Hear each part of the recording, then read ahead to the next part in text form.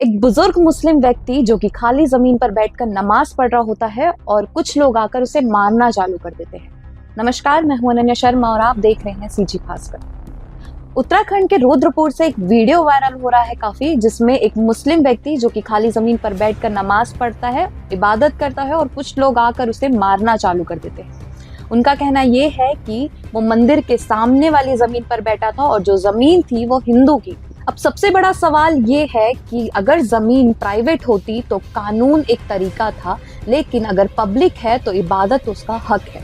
गलत को गलत कहना जरूरी है। जमीन का झगड़ा अलग बात है, पर हिंसा कभी सॉल्यूशन नहीं होता।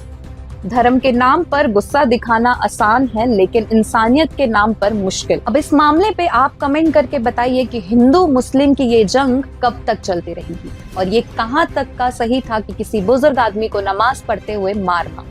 हमें कमेंट करके जरूर बताइएगा और हमारे चैनल सीजी भास्कर को सब्सक्राइब करना ना भूलें।